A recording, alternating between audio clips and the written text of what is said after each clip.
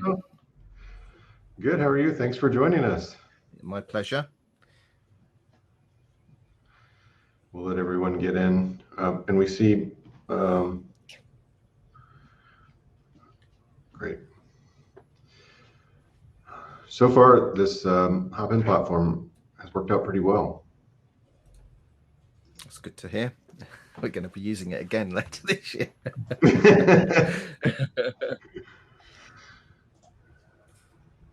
We'll give everyone a few minutes to get in. So for those of you who don't know who we are, we can do a round of introductions. I'll go first. My name is Hayden Barnes. I'm the engineering manager for Ubuntu on WSL. Hey, I'm Sohini Roy. I'm the product manager for Ubuntu on WSL.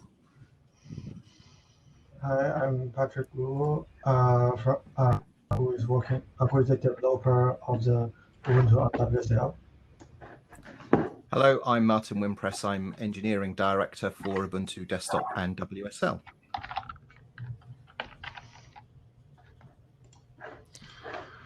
Great. Well, this is a Q&A session, so we will open it up for questions. But while we wait for those to come in, I thought we would talk a little bit with Martin, since we have you here as our special guest. Surprise interview. I can roll with it. Sure. So tell us when you first heard of WSL. When it was first announced, I think I was new to Canonical or just about to join Canonical at the time, but I heard about it through Dustin Kirkland, who was Ubuntu product manager at the time. And I heard it sort of described as reverse wine, if you like, system call compatibility in order to, run Ubuntu user space on Windows. So right from the very beginning, I was aware of it. And right from the very beginning, I saw the value in it because at that time, or just prior to it, I'd been working in organizations where we were doing cross-platform development, or rather we were doing development and targeting multiple platforms. And had WSL been available to me then at that time, it would have saved me so much time and effort in, trying to figure out how you take your application and make it available in multiple places in a consistent way. We could have just done away with hardware abstraction and, platform abstraction. We could have just all done it once. That's great. What has been the biggest surprise around WSL for you? I think my biggest surprise was when Microsoft took the decision to pivot away from the syscall translation to actually shipping a Linux kernel. I think that was, that was a real tipping point moment for me. I mean, and all credit to Microsoft for, really wanting to make the platform as Linux-like as possible. I thought that was a bold move, and all credit to them for all of the engineering work that's undertaken. Yeah, WSL2 is pretty awesome. We got some news of some new features last night. We knew about GUI support. We knew about audio support. And then last night, NVIDIA announced ray tracing support on... Oh, really? Yes. And... I was going to say, is that exclusively ray tracing, or is that actually broader access to Tensor and RT cores? They're enabling the new optics engine, right? And NVIDIA, they're like turning on NVIDIA SMI and the optics engine. Right. And to be honest, I don't always completely understand that. Like I'm having to catch up with like what these things are going to be used for. But they now have some level of concurrency. So if WSL is taxing your system, it actually sounds like preemptive multitasking for GPUs. Yeah, no, it sounds like a pretty complete implementation at that point. I think that's their goal. They want that nice user experience and the same that you'd expect outside of it. So Wonderful. yeah. And then the other news we got last night was that WSL will now be able to mount external drives, including XT4 partitions. And they hinted for other drives too, like if it'll work or not. Like it possibly could work. So I think it's something that you have to build into the kernel. Right. Yeah, I mean, that makes sense. If you're doing any, well, particularly for data science, if you're doing any kind of data science, you're going to have gobs of data sitting somewhere that's not necessarily on your local workstation. So, attaching to external storage or network storage makes sense from that point of view. And also, there are other use cases. I know we've seen game studios using WSL for cross-platform development. I mean, I know assets in games take up colossal amounts of space. I'm sure it will be useful to be able to have access to those via not on your local storage. Yeah, it's going to be good. I joined your new Discord this morning. Do you want to tell us about some of your projects you have going on right now? Yeah, I mean, most of the stuff that I'm doing there is very much community orientated. And it's a collection mostly revolving around Raspberry Pi related stuff. So I've been working on a number of Raspberry Pi related projects, which looked like it was a community effort at the outset. But of course, we've now announced that we're going to be bringing Ubuntu Desktop 2010 to the Raspberry Pi 4 when we release later in October. So, while I knew all along that's the direction we were headed in, we were able to engage with the community really early and get some vital feedback from, the community as to how well that was performing or where the rough edges were and things like that. And in fact, last night I was working on some more hardware acceleration features there, or at least testing them. But yes, behind me is my sort of crazy lab. That's my evening destination, and that desk is laden with Raspberry Pi components and cameras and add-on boards and different styles of cases and hats and what have you. And that's what I fiddle around with in the evenings for fun. And the little community that I'm building around the YouTube channel and now the Discord server have been very helpful in improving that. I've just seen that there's a load of contributions to a fan hat controller that I ported to Ubuntu that fix all of the outstanding issues. So I shall be merging all of that later and giving that a test. But yeah, it's just a way to sort of interact more directly with people that are interested in Ubuntu and Ubuntu development and wanting to find a way to get started, because sometimes you just need somebody there to point you in the right direction or help you. And we've already had several people join some of the teams and initiatives, through that channel and the projects that we're running there, and getting them more involved in Ubuntu and some of the technologies and projects that revolve around Ubuntu. So that's really the point, and I'm very happy to see that bearing fruit now. What's interesting is I saw you built a camera with the Raspberry Pi.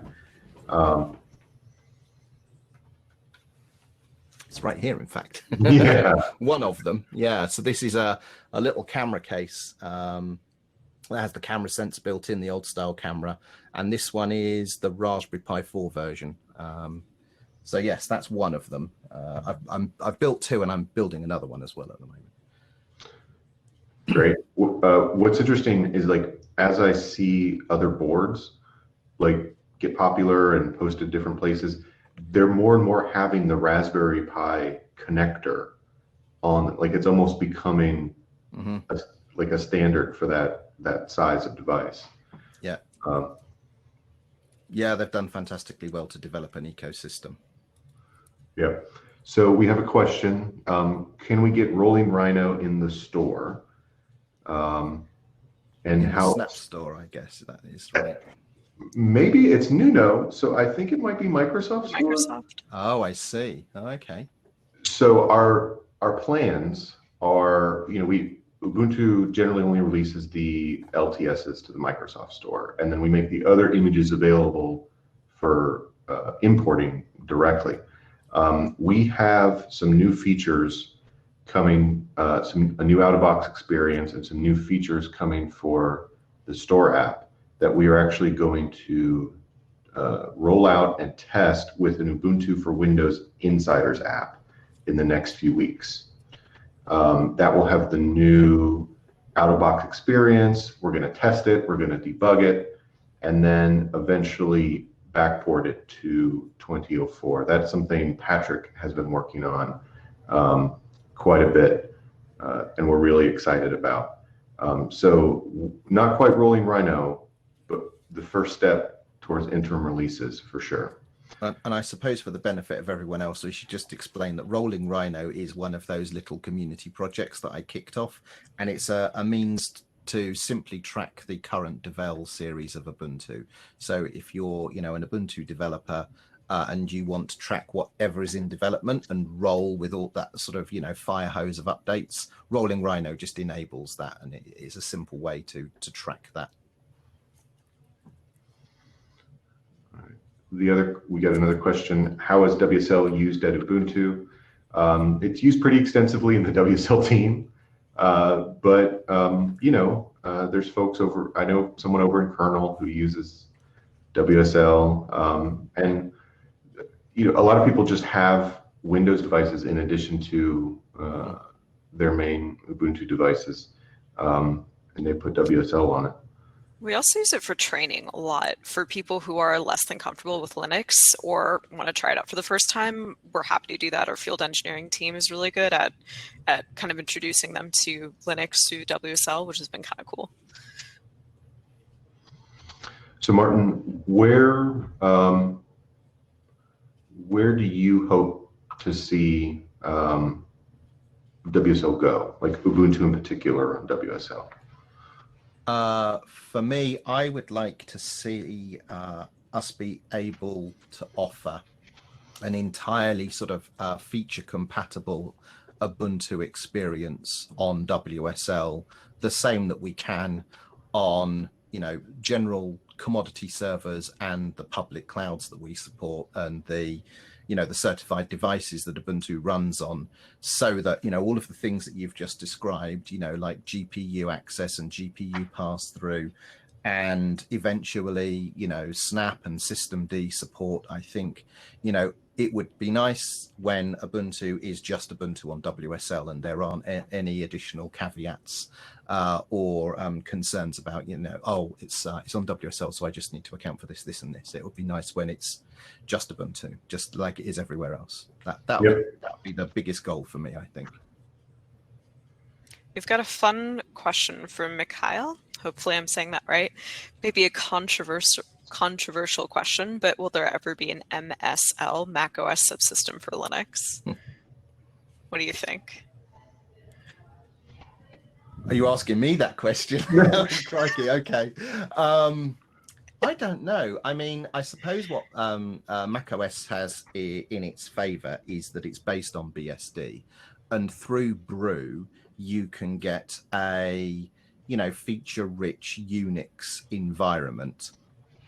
However, I increasingly hear from people that have, been long time invested in the macOS ecosystem, who are developers that are, targeting, the cloud and DevOps people and sysadmins, that they are growing increasingly frustrated with sort of the macOS experience in terms of doing Unix and Linux work. And there seems to be a slow but steady, trickle of people coming back to Ubuntu from that platform.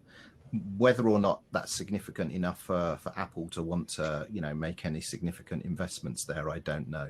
They seem to be more and more consumer focused these days as an organization, so I don't know if they really, well, I'm sure they do value those customers, but I'm not sure that they're their target audience. So time will tell. I mean, if they approached us and we were to help, sure. But in the meantime, you can use Parallels and other hypervisors to run up Ubuntu on Mac OS, and of course there's multipass as well. So if you need that, then we've got some solutions there. If you're not familiar with multipass, that's like WSL back on itself.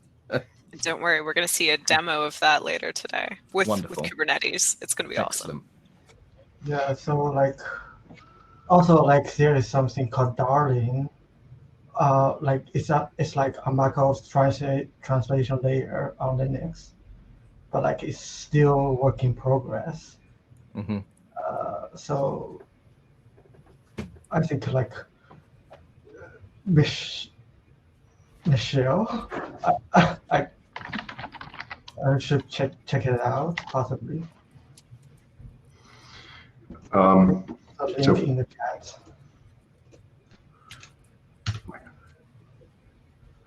Awesome. Kevin, it's a Lenovo Preferred Pro 2 keyboard. It's $30. You don't have to spend $200 for a good keyboard. It's really nice and clicky without driving your family crazy. I highly recommend it. Let's see. I'm gonna pass this to Martin, but I can help answer too. Have you ever looked at WSL on Windows as a competitive threat to Ubuntu Desktop? No, I really see it as a complement to Ubuntu Desktop. When we talk to our enterprise customers, we're sort of seeing two approaches developing these days, which is organizations that are increasingly looking to use Ubuntu Desktop as their principal operating system, with maybe some workloads deployed via virtual machines on those desktops. Or we're seeing people consolidating the other way, which is with Windows 10 and then WSL. And, from our point of view, the outcome is the same. It's, getting the Ubuntu developer experience and the Ubuntu tools and our ecosystem in front of as many people as possible. 100%. Agreed. Yeah, you got it. Another question, with the GPU support, will that accelerate GUI apps on Windows? So the answer before last night was no. But the way NVIDIA was talking about graphics libraries, I think that's the intent. Possible. Yeah, yeah, that's impossible. So eventually we'll see that. They showed, I mean, their demo is Nautilus with the Ubuntu Yaru theme running on Windows and using the Nautilus file browser instead of Explorer, which is pretty funny. They're so cool. Yeah. I mean, it even has drop shadow, integrates with the taskbar, puts a little Linux tux on it. Yeah. Was that my favorite part? No. Let's see. All right.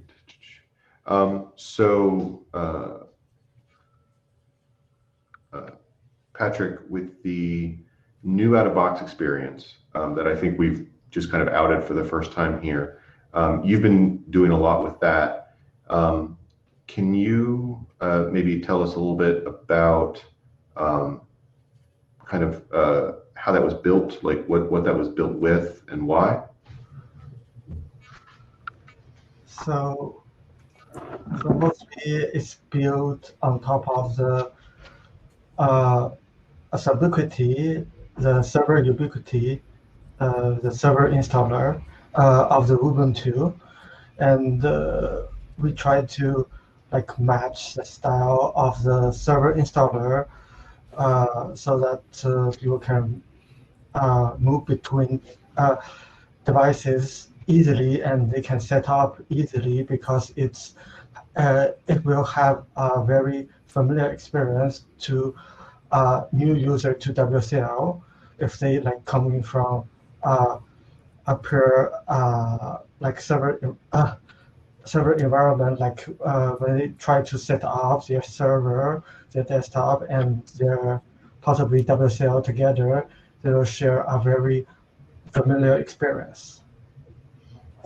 Yeah, That's the goal. Have there been any unique challenges with moving that experience to the terminal on Windows? Actually, mostly it's actually fixed by Windows itself for some reason. Like I noticed in the latest insider builds and the Windows Terminal release, all of the issue is gone for now. So I believe it's already fixed in the upstream. And can you talk a little bit more about what those issues were?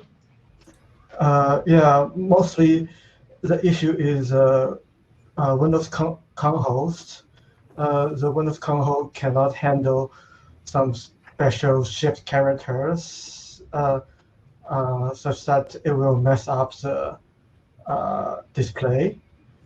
So like if you when you type, it will actually shift a character backwards. Also, like code. yeah. Also, like there used to be an issue in the Windows terminal, like when you are using a light background, you cannot see the text because although it's and curses, it don't like it automatically turn the background to nothing, like whether it's like light or black, it will always be the one you are using right now. Like, oh, it's override by the Windows terminal settings, but like for now, it will respect the setting, and it will always show a background. Awesome. All right, another question. I'm going to lob this to Sohini. Any plans for managing WSL or Ubuntu desktop at scale in the enterprise? Hell yeah. Yeah, that's the goal. That's the vision. Thank you for lobbing that to me. Yes, that's what we want. We're excited. Martin, you want to? So with regards to the desktop, we do have a solution there at the moment called Landscape, which is designed to sort of manage a fleet of Ubuntu desktop devices at scale. And I think we're going to be revisiting some of that work for WSL.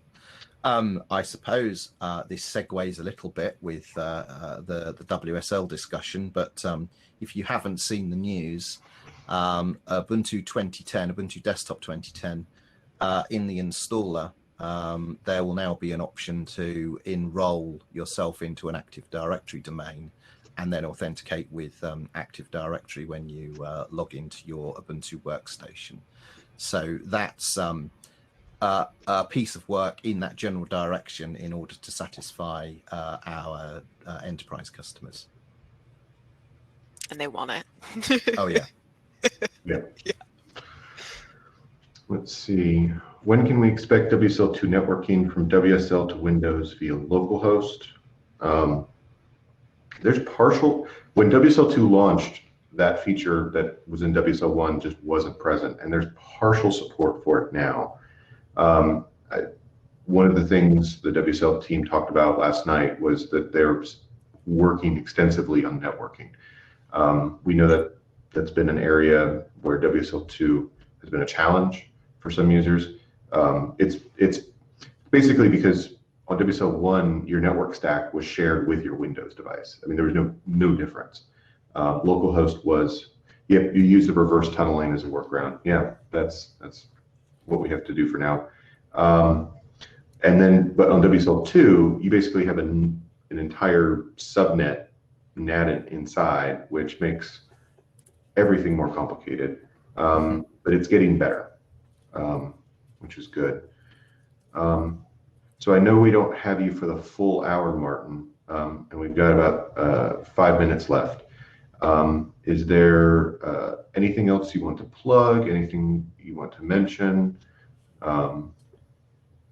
Not at this time. I mean, you've already said you have a multipass session later. For anyone not familiar with multipass, I think that will be it's a very useful tool. I mean, I use that an awful lot because obviously the workstation in front of me right now, unsurprisingly, is Ubuntu desktop, and that's where I spend probably 96% of my computing time in front of an Ubuntu workstation.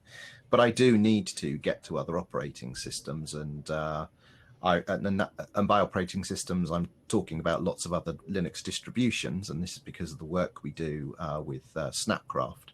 So multipass is something I'm using day in, day out in order to enable those. Are you doing any work with LexD at all this conference? I know you did last time round. Not this time, but we had this awesome demo from Nuno, the Corsair, last time, and it was actually really cool. I can't remember if it is recorded. It is on our WSL playlist on YouTube. Yeah, it's pretty awesome. I mean, I mentioned those two things because they overlap with sort of the goals and ambitions of WSL. And complement, it's another tool in the tool belt. If you find yourself on an Ubuntu workstation and you want to do things the other way, then these are great tools for, not cluttering up your system with, random things in order to create a container or a virtual machine and get work done in a safe corner.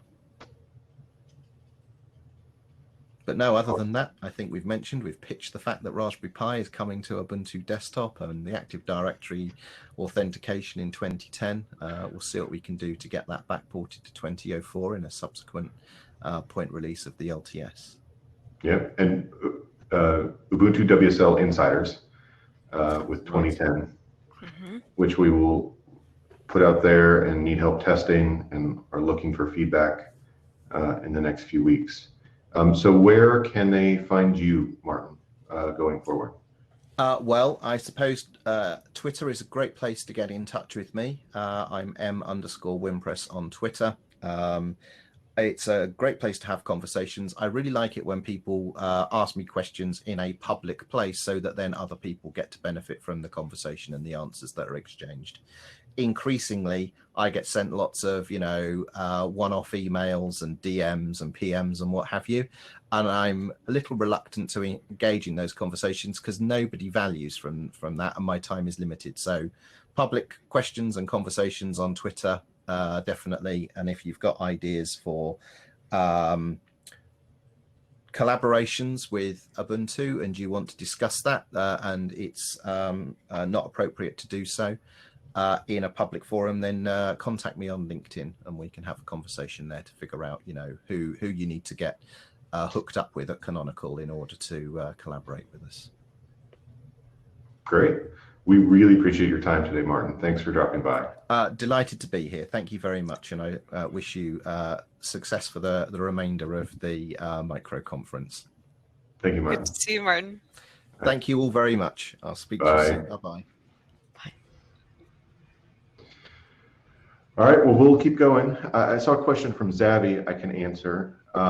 It's still unclear if the GUI is because we are now talking to an X server at the Windows side or because the Linux kernel is reaching the graphics directly from Windows. That's a great question. So the architecture of the GUI support is a Wayland layer running in the WSL micro VM. That is visible within the VM to Linux applications, but it doesn't necessarily work through the kernel. It works through an extension of RDP, free RDP. Right now they're using something called Rail, which basically sends the graphics through a side channel through RDP directly to the RDP renderer in the NT kernel and draws it there. So it's basically a daemon in kind of laid on top of the WSL experience that then reaches out to Windows and talks to the native RDP client built into Windows. Now, eventually, they're going to switch to something called Veil, which is going to be a new technology that will be open source and upstream to free RDP. and it will actually pass the frame buffer directly from the WSL space to Windows. So that will dramatically accelerate, responsiveness. There is a great discussion of how this would work. Correct me if I'm wrong. It's in the free RDP listserv, right, Patrick? There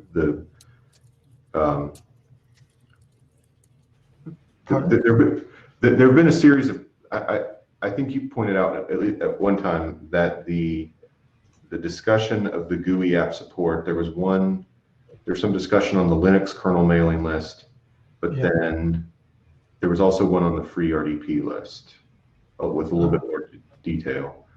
Yeah. Okay, don't mean to put you on the spot, sorry.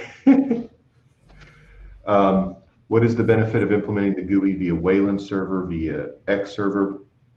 Wayland is, X server is almost 20, 30 years old now. It's fine for what it is. It's going to be supported. I can say for at least the next 5, 10 years. But I think Wayland and I think Microsoft and other parties are just increasingly seeing Wayland as the future. There will be an X Wayland functionality. So if your application isn't compiled for Wayland, it will actually fire up an internal X server to render those for the Windows support. They're writing their own. Basically, they're writing their own Wayland compositor, but instead of rendering to the screen, they're rendering through this rail and then eventually Veil to the Windows side.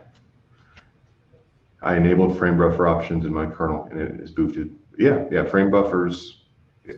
Sending the frame buffer, not having to re-render it, will dramatically speed things up. Hey, Nuno. Glad to see you.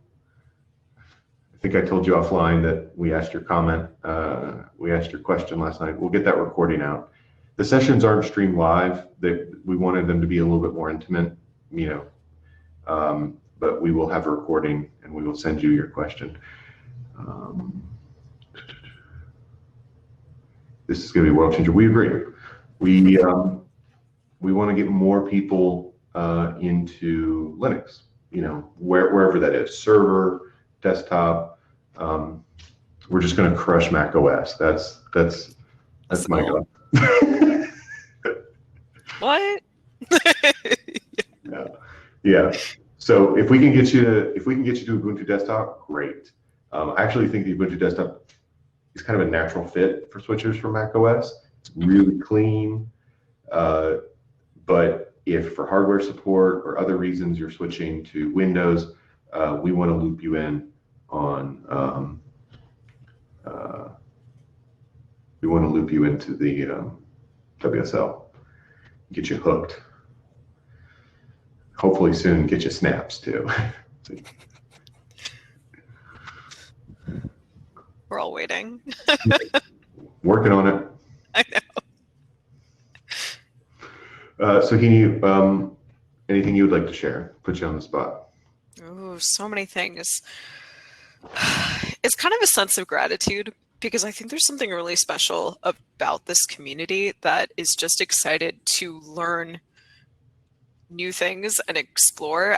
I mean, I come from a world where this just wasn't as common, and it's why I wanted to move to this business and this company, because people just want to learn and try out more things. If there's a way that we can help you try out more things, if there's a way that we can help you experiment, be trailblazers for your business, for your side hustle, like that, I mean, it's weird times. We love hearing those comments. So that's my plug, but it's keeping awesome, keep driving this community. It's just, it's really motivating for me. Also, it keeps me feeling like there's an awesome global community. Like I work with Patrick every day, and who's on the other side of the world. And I personally need that during this time. So thank you. We've seen some really, I mean, we're completely global. We've got people from every pocket of the world at this conference. It was really cool to see all the locations of where people are. Question, will GUI support require Windows feature update or will it be available on 2004? It'll most likely land in a future Windows release. The tentative plans, okay, there's no secret knowledge now. I don't have insider knowledge into Windows release cadence, but from what I can tell, there's going to be probably one major release next year, but in the meantime, it'll land in insiders in the next few months. Whether or not it gets backported eventually, we'll see. We just got WSL2 backported. That's a huge effort. We'll just have to wait and see what the Microsoft team wants to do. We have a great collaborative relationship with them. We kind of push each other on the features we want to see in each other's products. So we want a great hook to provide this experience. We push them. They want us to provide a great image and experience, out-of-box experience for them. So they push us there, and it's a good relationship. No one is dictating to the other person. It's very collaborative. So we will, but for now, we'll just have to wait to see whether or not GUI support ever gets backported.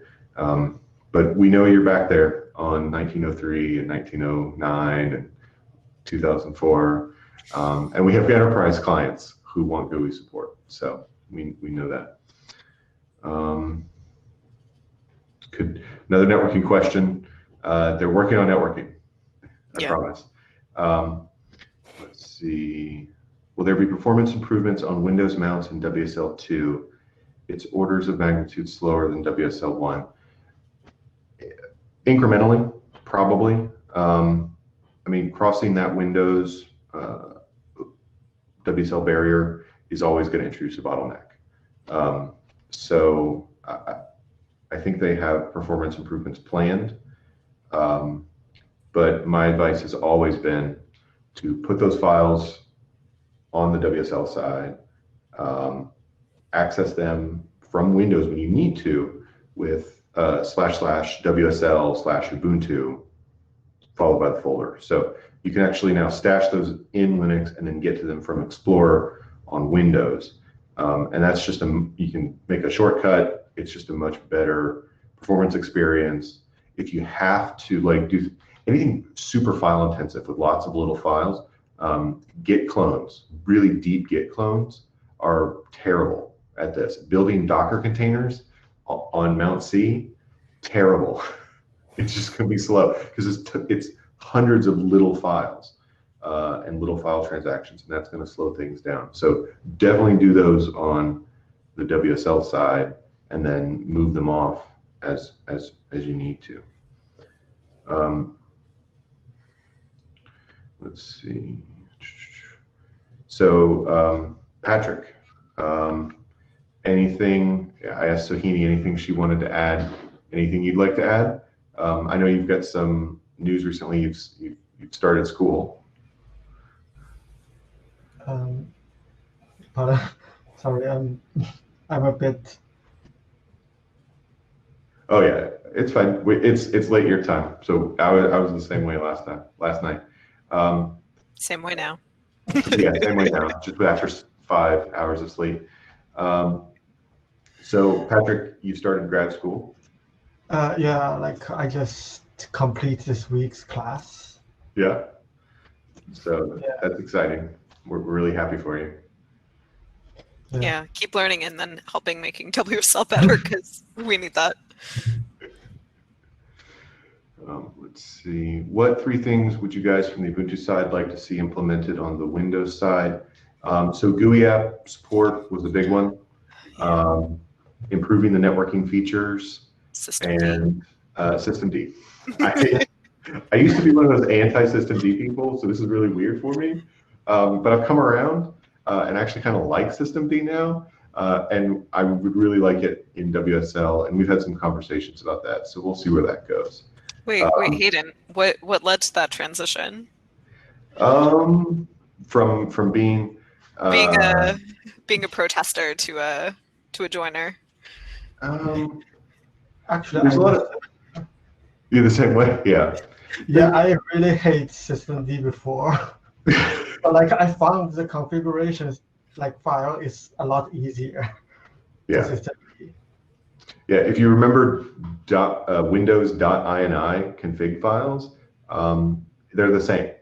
Like the old .ini files, no YAML, no JSON, just nice, clean, friendly unit files.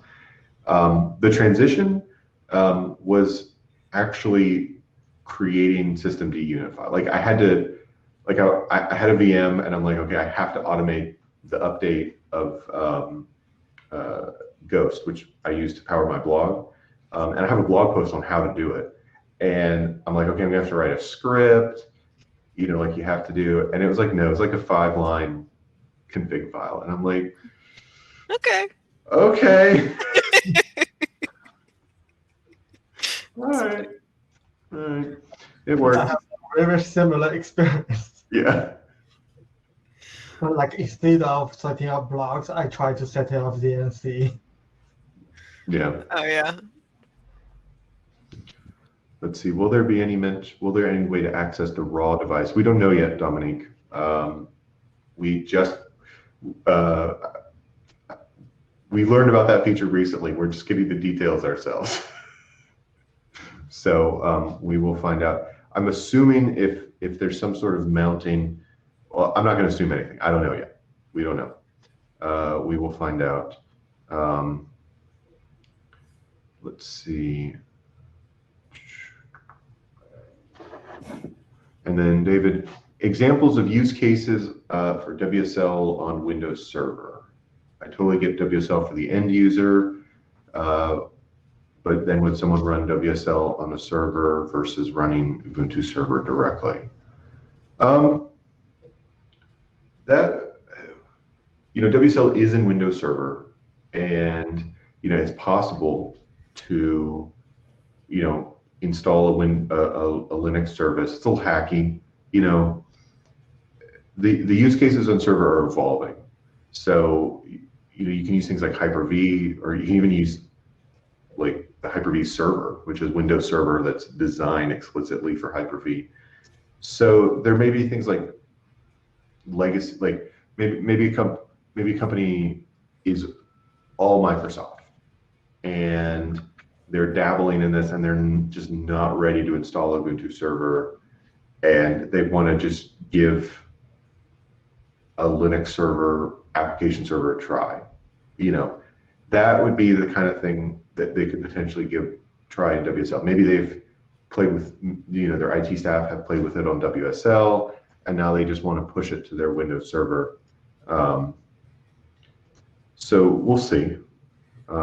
That's something, and eventually WSL2 will land in Windows Server, and those use cases may then percolate up as users actually try it, because there's a lot of use cases from WSL that I never expected at all to see. I'm actually curious to open that up to the people here. Yeah. Jerome mentioned a great one, CI builds to test WSL scenarios. Yeah, definitely. So we've got some tooling on that enables WSL on a VM for testing purposes that we're building out this cycle. So for sure. WSL2 on Windows Server vNext. Nuno will help you out, Stefan. Nuno's got you. Yep, CI. Yeah, CI. And correct me if I'm wrong, but Patrick, doesn't AppVeyor support WSL to an extent? Yeah, it's they're running the Windows Server 2009, and it's running WSL1. So they pre-installed with Ubuntu and OpenSUSE. So like you can test against these two. Awesome. Yes, Azure DevOps Agent support that as well. Yeah, we're working on it. Yeah, we've got it. And GitHub Actions added it next week. That is fantastic. I never know that. Oh, wow. Yeah, I will like spin off the test for the WSLU. yeah, I love GitHub Actions. I maintain a couple snaps that I can't wait to bring to WSL, but I build them and on GitHub Actions. Very useful. And coming from Azure DevOps, it's very simple to Easy, yeah. move back and forth because they're the same thing, just with a nicer interface. Awesome. So I'm actually curious to open it up to the group too. What was your favorite part of yesterday? Which we definitely include in our next conference. Hopefully our next one will be in person, but we'll see.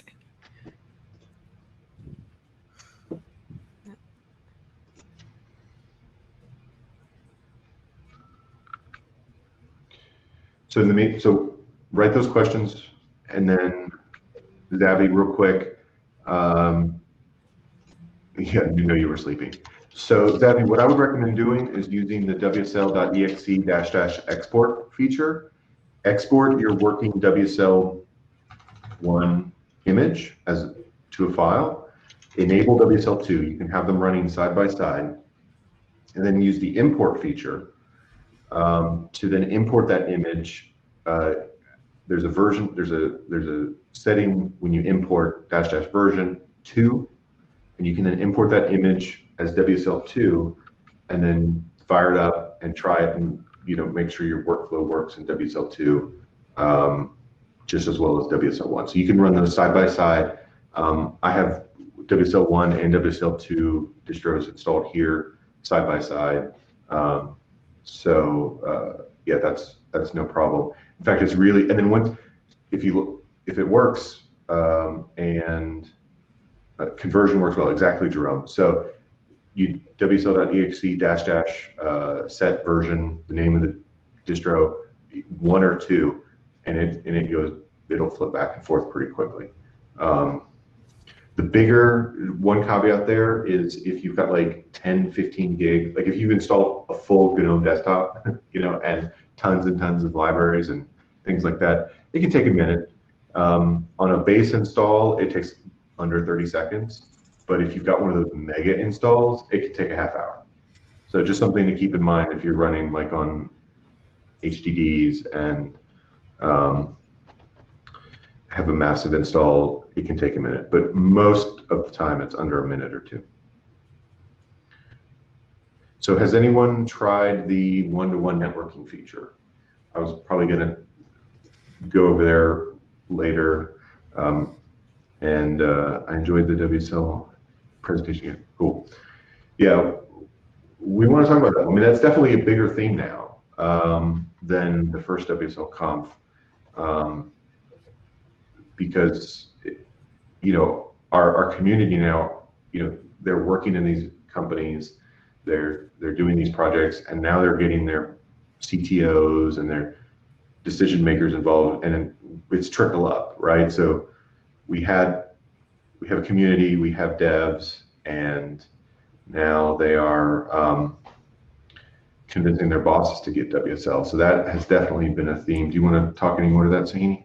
Yeah, I mean, I remember what that was like for myself when you're at the bottom and you're trying to innovate and just trying to go faster and then you're just fighting the red tape, the bureaucracy, the IT admin.